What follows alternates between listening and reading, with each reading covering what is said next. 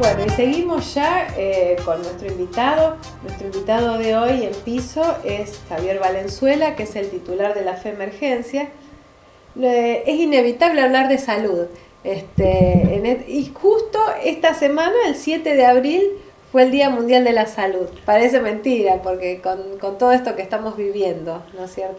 Sí, sí, tal cual, tal cual. Poco se festejó, pero bueno, es una fecha importante a tener en cuenta y bueno, un poco nos lleva a todos los que estamos en este rubro a reforzar los orígenes de este festejo, digamos, que salió trunco este año. Sí, la verdad. Bueno, ¿cómo se está de alguna forma orquestando y programando el tema de la pandemia dentro del país, entre el sector público y privado? Bueno, lo que nosotros estamos viendo como sistema de emergencia privado es que hay un ida y vuelta mucho más fluido al que había anteriormente, a nivel nacional, como lo planteas vos. En cuanto a lo local, nosotros siempre tuvimos muy buen intercambio de colaboraciones con el sector público y bueno, hoy por hoy Carcarañá está con el sector público como principal referente. Nosotros toda atención que tenemos que se pueda vincular al COVID-19 nos remitimos al sector público. Me imagino que ustedes deben tener quizá muchos por ahí ancianos o personas de riesgo que son asociadas y que por ahí los llaman hasta con dudas. ¿Cómo se están manejando? Bueno, sí, es cierto, ¿no? Gran parte de nuestros afiliados están cursando la tercera edad y bueno, lo que tratamos de hacer es lo que se coordinó con las instituciones locales, de dar como referente al 107 pero bueno, siempre tratando de ir colaborando y de ir filtrando lo más posible. Nosotros tenemos un protocolo, si se quiere, en cuanto a la recepción de llamadas, donde se filtra y donde tratamos de llegar siempre y cuando el paciente o el familiar nos acompañe en este interrogatorio, que a veces suele ser un poco pesado, nos dicen del otro lado, pero es fundamental para nosotros, primero, para cuestiones que pueden pasar, que no tienen que ver directamente con coronavirus, donde nosotros seguimos atendiendo a nuestros afiliados de igual manera a que se venía haciendo anteriormente.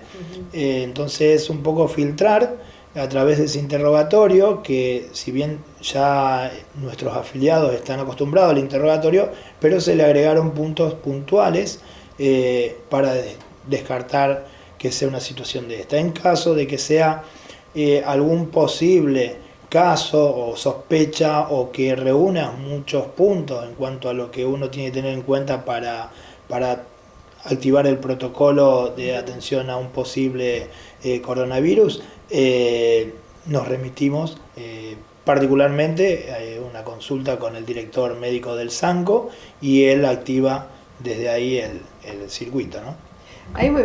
¿Les ha pasado que tienen a lo mejor pacientes o afiliados con ansiedad que quisieran a lo mejor hacerse el test o hacerse el hisopado, porque en esa misma ansiedad, en ese nerviosismo de pensar que puede llegar a tener el virus? Sí, lamentablemente hay tanta información de la buena y tanta información que confunde, que sí, tenemos casos de pacientes, algunos no afiliados, que nos llaman exigiendo que vayamos a hacer un test porque quiere saber si tiene coronavirus, porque un vecino, porque un pariente, porque, bueno, realmente esto que te cuento de que a la hora del despachador nuestro hacer todo un interrogatorio, entendemos que a veces contestar todas las preguntas genera un malestar del otro lado. Pero para nosotros es fundamental porque a la hora de mandar un equipo de trabajo, si bien tiene que ir con todas las medidas de higiene y seguridad pertinentes, también estamos hablando de que hay un equipo que está preparado para atender esto. y que a la hora de tomar las muestras o del kit o del estudio, lo que como la gente nos va pidiendo, que realmente es un hisopado que se tiene que hacer para mandar a posterior a analizar, ya hay una estructura en Carcarañá que la coordina, como te decía recién, el 107. Claro. Entonces, ellos tienen los kits disponibles y hasta que no surja alguna de las otras cuestiones que están dando vuelta, que tienen que ver con los privados o que tiene que ver como, por ejemplo, PAMI, que está armando una estructura para trabajar sobre lo mismo, fuera de lo que son los focos mayores, hablemos en este caso de Rosario, la metodología de trabajo sigue siendo esa. Nosotros tenemos un paciente con sospecha y tenemos la obligación de avisar al 107 y que de ahí se siga con este protocolo. Claro, seguro, porque además tengo entendido que por más que a lo mejor uno puede tener fiebre, pero no tiene otra, tenés que reunir ciertas condiciones para que te hagan el hisopado, si no, no procede. Tal cual. Por eso, en principio, aquellos que son afiliados nuestros o aquellos que se remitan a nosotros, tener en cuenta que esas preguntas son cruciales. En caso de que esas preguntas sean todas las respuestas sean afirmativas, se manda el comunicado al director del SANCO y él activará el protocolo correspondiente. En caso de que alguna de ellas no, porque podemos estar hablando de un paciente que está cursando otro tipo de patología, otra enfermedad, y nosotros vamos y los atendemos como atendemos habitualmente. Pero por eso, para nosotros, para la fe y lo que se pone en manifiesto en todos los sistemas de emergencia que estamos en esta parte del privado, es fundamental que la persona que está del otro lado nos tenga un poquito de paciencia, porque esas preguntas que hoy les agregamos al cuestionario habitual tienen que ver con darle la atención que necesita en el momento que lo necesita y no mal usar ni el servicio público en esta cuestión que tienen hoy los kits preparados para hacer estos estudios y no mandar a un equipo de trabajo con un equipamiento que no hace falta, que a veces termina asustando al vecino y vamos por un cuadro simple. Bueno, vos estabas hablando de la gente de PAMI. ¿Cómo se estuvo organizando PAMI? Ustedes tienen ya una cobertura para PAMI, ¿no es cierto? Sí, nosotros tenemos un convenio firmado con PAMI, en el cual le damos atención a sus afiliados en lo que es urgencia, emergencias y traslados, siempre coordinados con los médicos, ¿no? Eso es lo que nosotros tenemos como convenio firmado con PAMI. Hoy por hoy PAMI está haciendo un análisis en cuanto a lo que nos corresponde a nosotros, las ciudades que estamos cerquitas de Rosario, pero definido no hay nada. Están pasando información, están avisando de que próximamente van a salir protocolos paralelos como para soliviar un poco esto que hablábamos recién de la atención pública, pero hoy por hoy la atención que nosotros le brindamos al afiliado de PAMI tiene que ver con la urgencia, la emergencia y los traslados. Pero es que es tan reciente, o sea, nos parece un siglo que estamos hablando de coronavirus, porque escuchamos hablar demasiado, pero si uno se pone a pensar que la cuarentena empezó, o el aislamiento obligatorio empezó el 19, no es un mes todavía, es muy difícil, y además estamos hablando de gente que a lo mejor no ha ido a trabajar por estar en un grupo de riesgo. O sea, la gente de PAMI también son seres humanos que están trabajando y también estuvieron mucho en aislamiento obligatorio. Sí, seguro que sí, se está trabajando. Lo importante es que nosotros, si bien es muy medida la información que nos va llegando, pero va llegando información de que se está trabajando. Y por lo pronto, hasta que no nos llegue una modificación desde quienes nos contratan, nosotros seguimos trabajando de la misma manera. Se ha hablado también muchísimo, entre tantos temas de los que hemos escuchado durante las 24 horas en la televisión, el tema de los respiradores, de que una de las razones por las cuales había que hacer un aislamiento obligatorio era para no saturar los sistemas de salud con los contagiados, Y bueno, uno de los temas es los respiradores, o sea, para las personas, los pacientes más críticos. Y yo no sabía que las ambulancias cuentan con este equipamiento. Sí, sí, digamos, son cuestiones distintas porque cuando se habla de esos respiradores se habla de una internación en cuidados intensivos. Acá lo que nosotros tenemos en nuestras ambulancias son respiradores que permiten trasladar un paciente que esté, bueno, debidamente entubado con un respirador hasta llegar al lugar de internación, donde ahí se procederá al tratamiento más complejo. Tiene que ver con, bueno, en caso de tener un paciente en una situación muy crítica que se necesita entubar de inmediato, se puede entubar y se puede trasladar con, bueno, los respiradores que tenemos montados en los móviles, ¿sí? Hay respiradores que están fijos en los móviles y respiradores que se usan para movilizar el paciente desde lo que podría llegar a ser un hospital, una clínica o, bueno, hasta, llegado el caso, el domicilio. Ajá. Acá en los alrededores, aparte de Rosario, ¿en qué lugares tienen sala de terapia intensiva? Nosotros trabajamos desde Carcarañá con Rosario principalmente y bueno, mencionando nuevamente la cuestión de PAMI, trabajamos con Cañada de Gómez y Casilda. Esos son los referentes que tienen los niveles, por lo menos Cañada y Casilda, de primera intervención en cuanto a lo que es cuidados intensivos. Bueno, contanos también, bueno, otro de los temas que barbijo sí, barbijo no, parecía que no sirven, después que sí sirven, que no hay que usarlo, que sí hay que usarlo, que lo tiene que usar el infectado, que lo tiene que usar la persona de riesgo. Bueno, ustedes tienen todo el tema de los barbijos reglamentarios, así que bueno, contanos un poco. Sí, bueno, el tema barbijos es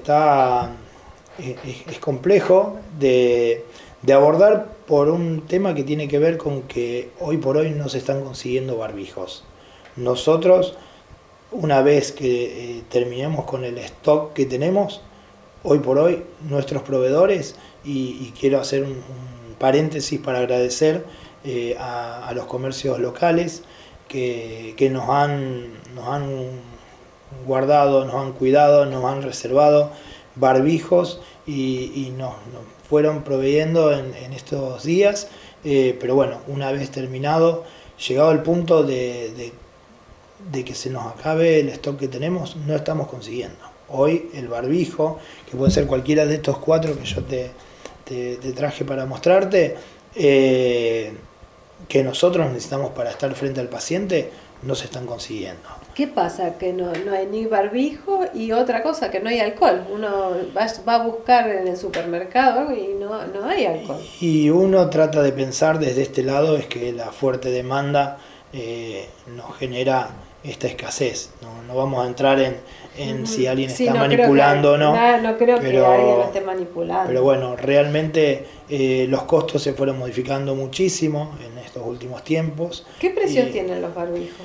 Y hoy el más barato está a 200 pesos y de ahí nos vamos para arriba y superamos los 1.000 pesos. Claro. Depende la categoría de cuidado que tiene cada. ¿De qué material son estos para ser diferentes a los demás? Esto que es como una friselina, pero es más. No, bueno, ese barbijo que tenés en la mano tiene 4 capas.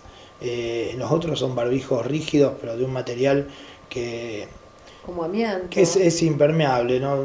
Realmente decirte el material estaría entrando en un tema cual yo no manejo. Yo lo que sí manejo es que tenemos que tener ciertos recaudos y que de estas categorías no podemos bajar para cuidar a nuestros profesionales a la hora de estar en contacto con un posible paciente que pueda tener COVID-19.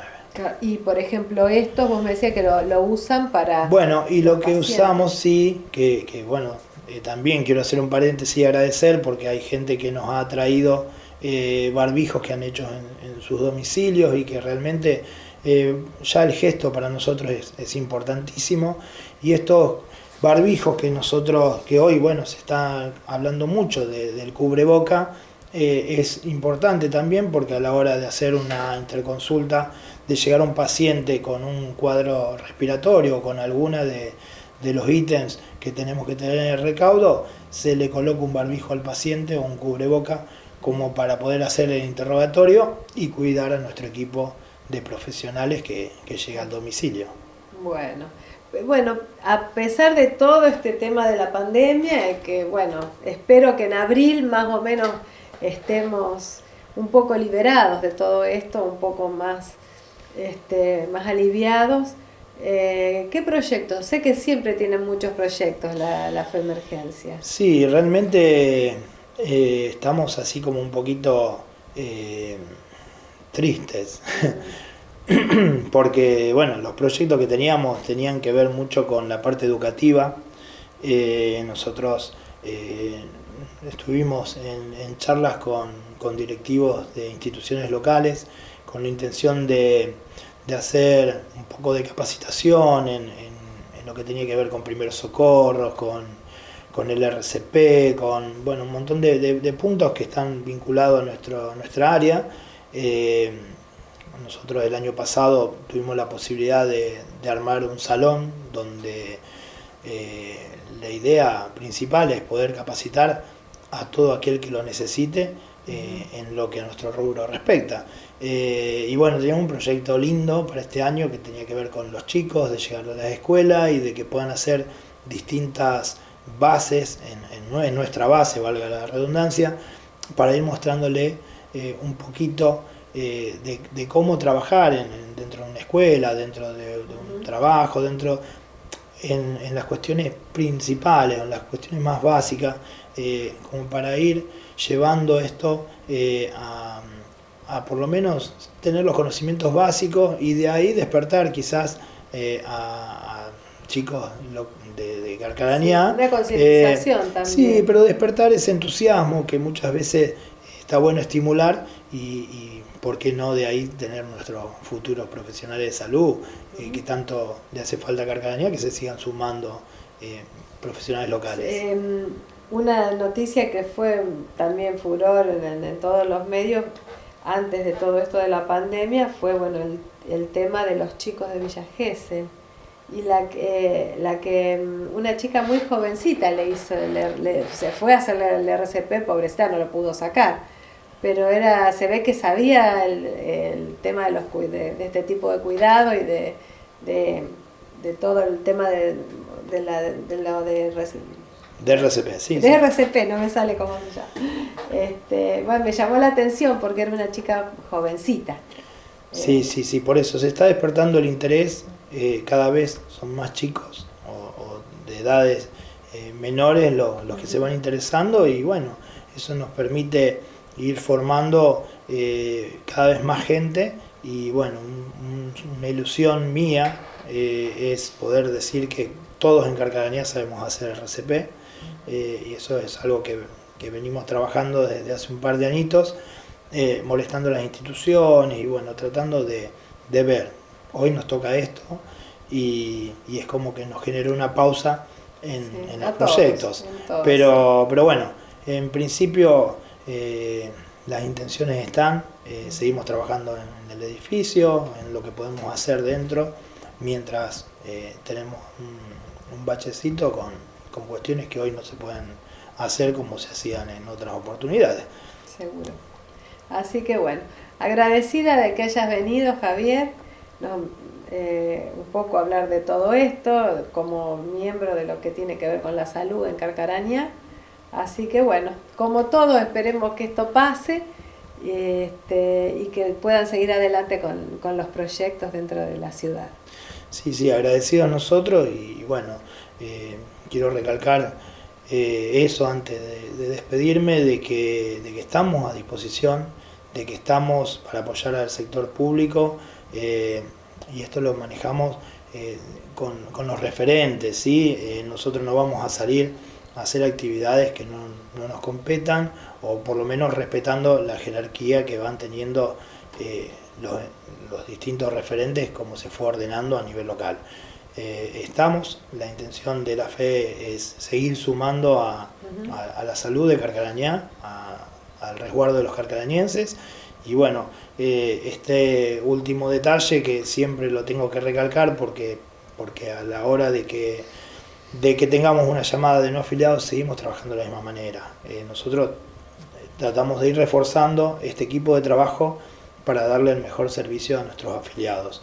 Te recalco esto porque a veces tenemos que decir que no a atenciones, pero bueno, tiene que ver con que hace mucho que estamos trabajando en favor de nuestros afiliados y tenemos que tratar de respetar eso, sí. que es bueno, es una obligación muy importante para nosotros estar cada vez que lo necesite.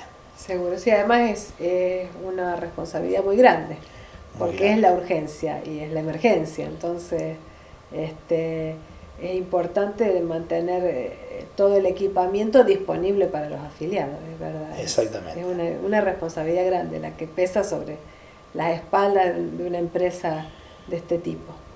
Así que bueno, muchísimas gracias, vamos entonces a una pausa y luego seguimos con la